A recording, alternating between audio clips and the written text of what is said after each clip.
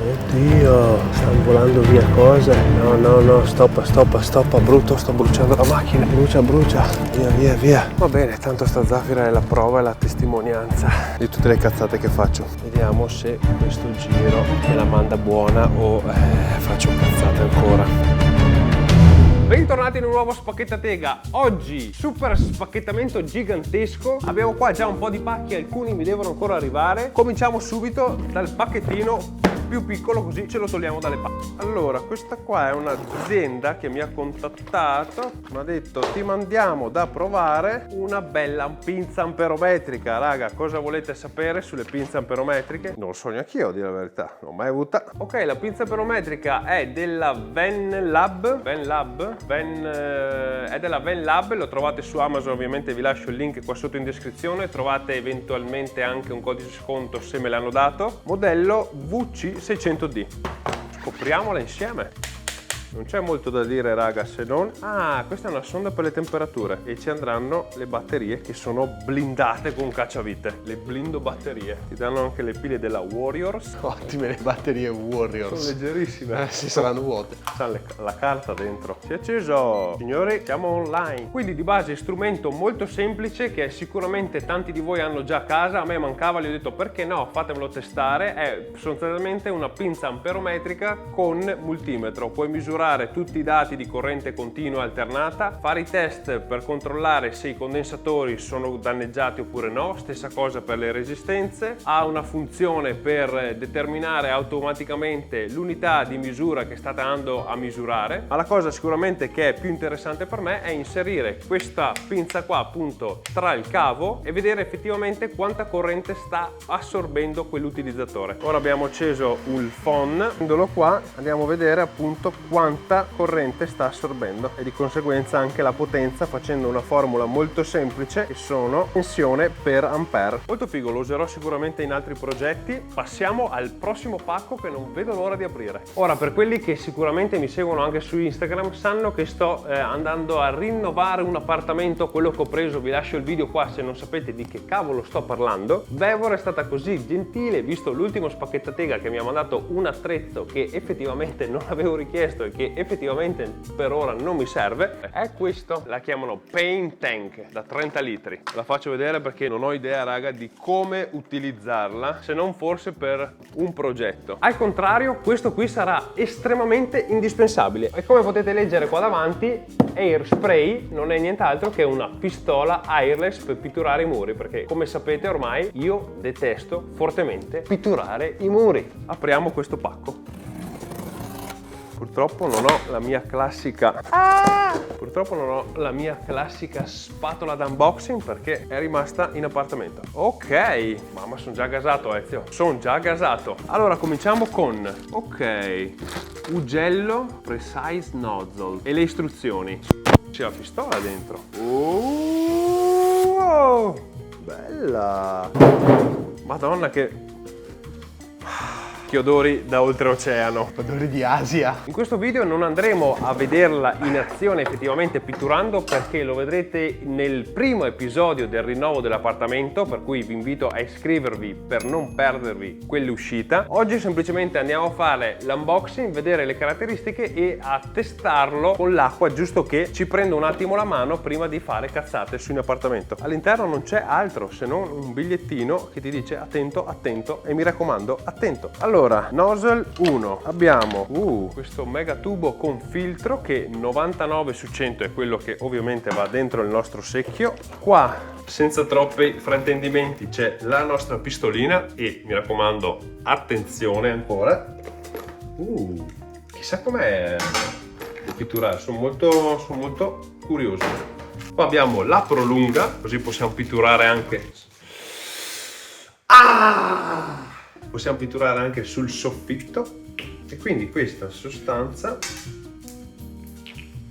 non sai, non vedo l'ora di provarla. E poi andrà cambiato questo va messo qua. Noi come sempre le istruzioni le leggiamo alla fine. Questo va messo qua, va messo dritto. Questo nozzle, che ce ne sono di vari tipi, di varie dimensioni in base a quello che devi fare, va inserito da sopra. Ma perché no, dai? leggiamocele. L'altra che è quella trasparente che lo chiama Return Pipe, Fluid Material Suction Tube, il mouth extension, Overload Protect Pressure Gas, Snap Ring. Ah, ok, quindi questo tizio va dentro questo tizio. Però strano che in una cosa del genere non ti diano neanche due cose per dati tecnici, tipo quelli che ci sono scritti qua sopra. Fa 2,2 litri al minuto. Quindi vuol dire che ti svuota un secchio di vernice medio da 14 litri in poco più che 5 minuti. Beh, ti dirò, non mi sembra malvagia. Assembliamola. Allora, due info velocissime. Il motore consuma 1800 watt, il flusso di vernice, se sparate a tuono così, è di 2,2 litri al minuto e la massima pressione sono 3300 psi. Per installarla bisogna mettere prima di tutto questo tubicino qua, che va collegato con il suo anellino al di sotto, e questo anellino va messo qua, piegato, buttato. È durissimo, raga. Oddio, dato tutto dentro. Siamo una roba. Serve un cacciavitino. No, non è rotto, però ho bisogno di un cacciavitino perché mi sembra che non si pieghi tutto. Allora, uno è infilato, due infilato. Vedi che serve una. E con facilità. Oh, quindi ok. E questo tubicino va infilato qua. Quindi questo girato, poi va dentro il nostro secchio. Questo va invece avvitato. Spero vivamente che questo attrezzetto mi faccia pitturare con un po' più di simpatia, perché è veramente una roba che detesto fare. Potrebbe essere una cineseria che però ti svolta la vita. Perfetto, installato tutto. Ora riempiamo un secchio d'acqua e proviamo. Allora, ci siamo organizzati qua fuori. Consigliano di mettere un po' di olio lubrificante, è quello per attrezzi pneumatici classico, qua dentro. Poi noi abbiamo collegato il tutto dentro un secchio con l'acqua, giusto per provare. Allora, questo qua è quello che fa ingaggiare la valvola di pressione, così esce la scarica, così va in pressione finché si ferma.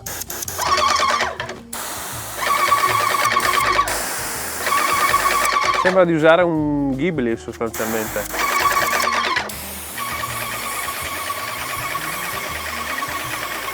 Ok, ha qualche perdita, ma sicuramente mettendo le guarnizioni adatte non dovrebbe più perdere. Da qua non perde, da là è solo da qua. Bisogna stringere un attimo questo, ma penso che non vedo l'ora di provarla con la pittura, Ezio. Prima poi di metterla via bisogna andare a chiudere questo e si spegne. Quindi una volta finita con qualsiasi pittura, secchio dell'acqua, si sciacqua tutto, si spegne, si svuota e si mette via. Passiamo al prossimo pacco. Arriviamo finalmente a questo pacco che non vedevo l'ora di aprire. Come vedete è un pacco di laser packer. Si tratta del nuovo laser packer 4, che è un laser galvanometrico a diodo con la doppia sorgente infrarossi e luce blu classica, quindi due fonti, una a 450 nanometri e una a 1064, per incidere materiali differenti. Con il 450, che è il classico laser a diodo che abbiamo sempre utilizzato, andiamo a fare incisioni e piccoli tagli su legno, pelle e i soliti materiali che abbiamo visto. Mentre con quello infrarossi, che ha una potenza di 2 watt, andiamo a incidere per lo più i metalli e le plastiche. Quindi non vedo l'ora di andare a provare. Anzi, sai cosa facciamo? La prima roba, andiamo a incidere sulla zaffirona. Sì. No, incideremo gli interruttori. Scordatelo.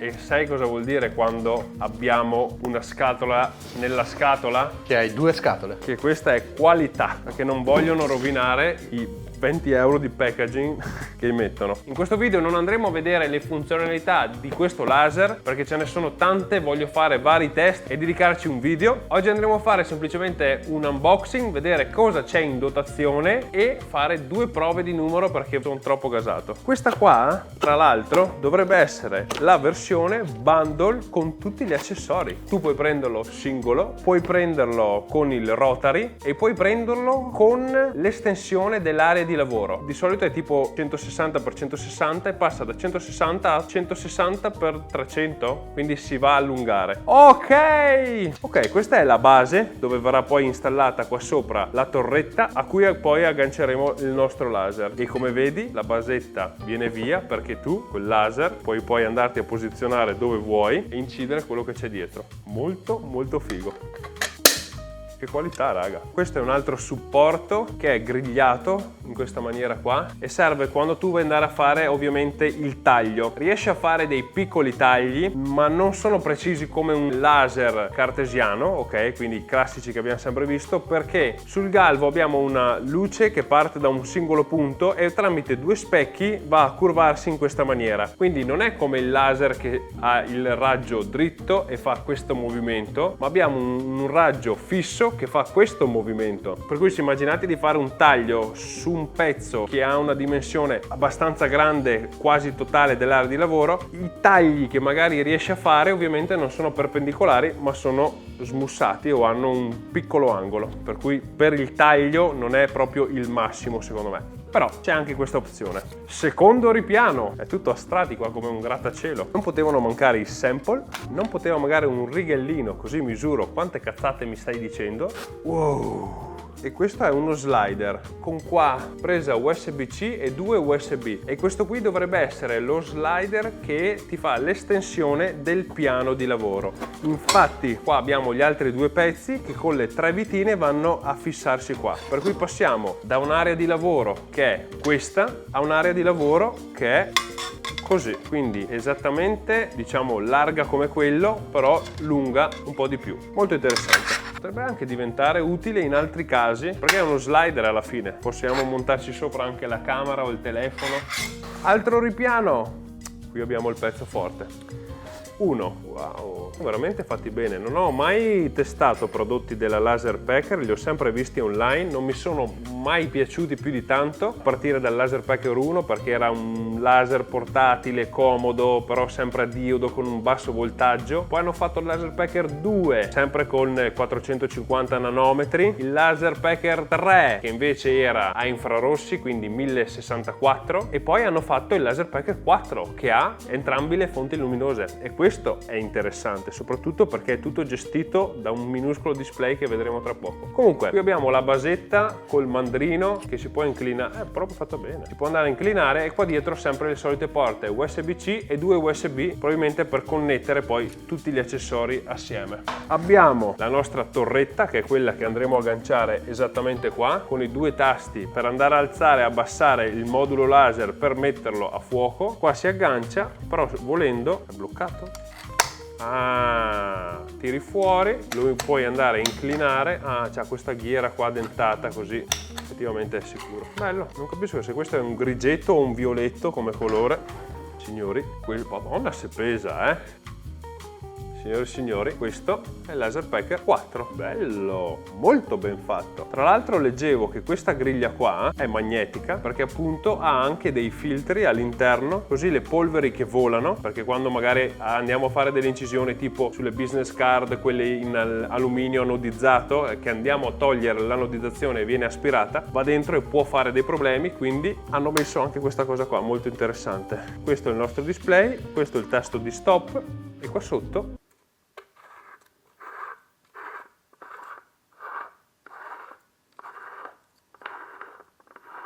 spero che sia questo. No. Anna, è un tappo. Cosa si stava svitando? Stavo svitando la lente. Guarda lì la testa galvo. Madonna! Vorrei già smontarlo tutto. Va bene, appoggiamo qua anche la bestia e vediamo sotto. Mi sembra che ce ne sia ancora.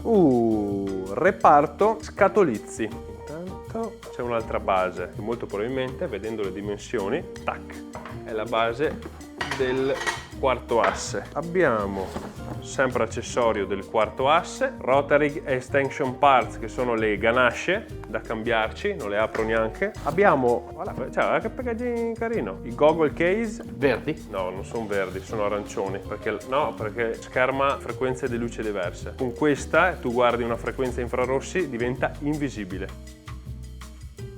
Infatti sei diventato invisibile. Certo. Belli, sono quasi da ciclista secondo me questi. Li terrò addosso. Abbiamo, cos'è questo? Elevation Unit. Non so, è un pezzo del genere. Lo vedremo dopo o nel prossimo video esattamente che cos'è. Qua abbiamo ovviamente tutti gli accessori, corrente alternata, l'adattatore, però tutto bello separato, tutto bello fatto. Qui abbiamo ancora roba. Qua dentro abbiamo la cappa di aspirazione e con protezione per i raggi del laser, carina ma non troppo, soprattutto bella perché è magnetica e non finisce più il circo qua. USB cable che immagino siano per collegare tutti gli accessori direttamente alla testa. Finalmente arriviamo ad un manuale. Madonna, ti danno il manuale per il Rotary, il manuale per il laser e il manuale per l'extension kit. È una mini cassetta dei pezzi che ovviamente ti dicono esattamente per cosa sono. VT M410 for side extension, for headstock base plate, for jaws, che sono le mascelle che sta a intendere come ganasce, come morsa. Molto ben fatto questo. Non c'è assolutamente altro. Lo montiamo al volo. Prendiamo questa, 1, 2, 3, 4. Quindi questa va qua, questa va qui. Guarda che invece delle brugole ti danno il cacciavite brugola. Non capisco, una è piccola, una è troppo grande e quella che rimane, cioè la precisione devastante. Un'altra cosa che mi emozionava di questo modello rispetto ai precedenti è appunto che il Laserpacker 2 e 3 funzionavano solo tramite l'app loro o comunque un programma dedicato, mentre questo, oltre a funzionare con l'app, funziona anche con Lightburn. Quindi possiamo prendere la licenza per utilizzarlo con Lightburn e spassarcela alla grande. 4 viti dopo abbiamo la nostra base e un secondo dopo, boia, mi cade teso.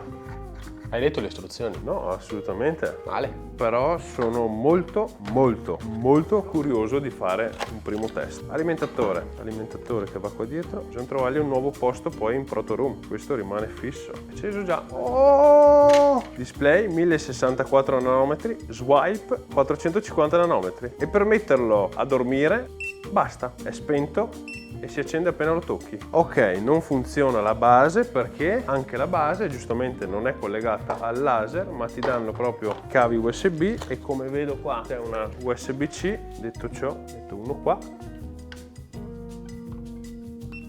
Potrebbe andare a scegliere dei file all'interno, bisogna configurarlo con il telefono. Mettere in funzione il laser è anche qua una di quelle cose mega facili da fare. Per comandarlo abbiamo 3 opzioni: utilizzare l'applicazione da smartphone, utilizzare l'applicazione per desktop e utilizzare Lightburn. Adesso vediamo semplicemente una prova veloce e andiamo subito a zaffirare la lasera. Aperte l'applicazione, vedete subito connetti al tuo dispositivo Bluetooth e viene visualizzato appunto Laserpacker 4, è connesso al volo e abbiamo delle modalità molto semplici: album per andare a prendere delle foto, camera se vogliamo scattare una foto e fare l'incisione, creiamo un testo come potrebbe essere anche Zaffirona e vediamo che abbiamo il nostro testo, lo allarghiamo più grande. Non ti piace il font? C'è un problema. Fatto questo non ci resta che fare una preview, ok? Bippa e vediamo che qua abbiamo 2 puntini che non sono allineati. Andando a alzare ed abbassare questo andiamo ad allinearli in modo da mettere a fuoco il punto laser e poi molto semplicemente qua decidiamo la risoluzione fino a 8K, manda il file e le impostazioni che abbiamo sono principalmente 3: il numero di passate, la potenza e il dip, quindi quanto va profondo, che in realtà sta a indicare quanto il puntatore laser sta fermo in un singolo punto prima di spostarsi all'altro punto. Questo cosa comprende? Quindi che se mettiamo una profondità massima la stampa verrà molto più lunga. Sono sempre impostazioni simili rispetto a quelle che abbiamo utilizzato, velocità e potenza sugli altri laser. Non mi fa impazzire finora questa applicazione, vedremo meglio nel video dedicato tutte le impostazioni che ci sono dell'app, gli accessori, se conviene l'app, se è meglio quella da desktop o è meglio utilizzare Lightburn. Ma non perdiamo altro tempo, andiamo a zaffirare. Non ce la faccio, andiamo a zaffirare questa lasera. Perfetto, ho settato tutto il sistema qua fuori, vi faccio vedere brevemente. Allora, ho posizionato il laser inclinato di 90 gradi qua sulla sua bosetta e girato perché a tenerlo in mano effettivamente è complicato per una lavorazione che ci mette un po' di tempo. Appoggiato provvisoriamente su un tavolino d'esterno, tutto prende la corrente da il Powerben Oscal che abbiamo già visto in uno scorso spacchettatega. Come dicevamo, andiamo a fare la scritta Zaffirona, però scritta a 180 gradi perché questo è girato in modo che venga dritta. Andiamo a schiacciare qua su preview, ok, e come vedete viene la grandezza esatta di tutta la nostra scritta, per cui ci poniamo di occhiali vediamo che cosa esce. Ok, pronti alla laserata? 3, 2, 1.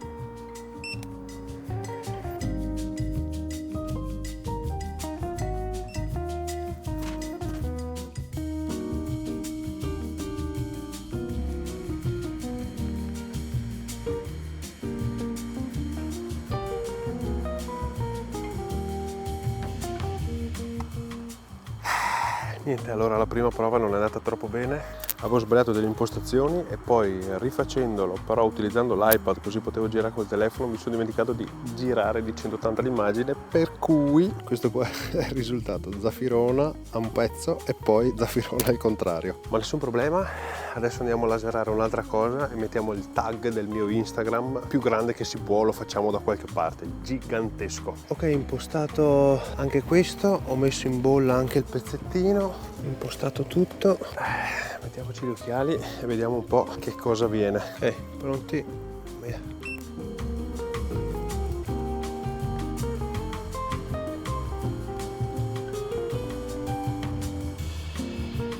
Oddio, stanno volando via cose. No, stoppa, brutto, sto bruciando la macchina. Brucia, via. No. Ah, ma perché questo che ho scelto, qua è metallo, qua è plastica. Ah, vedi che ho fatto cazzate ancora. Va bene, tanto sta Zafira è la prova e la testimonianza di tutte le cazzate che faccio. Ok, riprovo, ho semplicemente spostato un po' più in alto. Vediamo se questo giro me la manda buona o faccio cazzate ancora. Però è l'ultima prova che facciamo di oggi.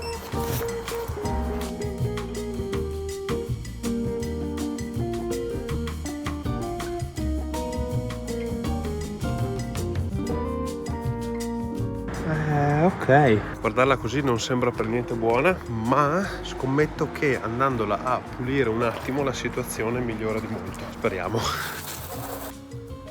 Ok raga, non è andata benissimo la prima prova, ma la seconda alla fine la scritta Zafirona ce l'ho fatta a farla. Ho abbassato un attimo i parametri di profondità, ma ci siamo. Sicuramente sarà un bel giochetto. Come vi ho detto, ve ne parlerò meglio in un video dedicato, per cui tutte le domande che avete sul Laser Perk 4 vi invito a lasciare qua sotto un commento. Ho fatto una cazzata? Non l'ho fatta? Non lo so. Comunque questo era il video di oggi, ciurma. Io vi ringrazio come sempre e ci vediamo il prima possibile in un nuovo video.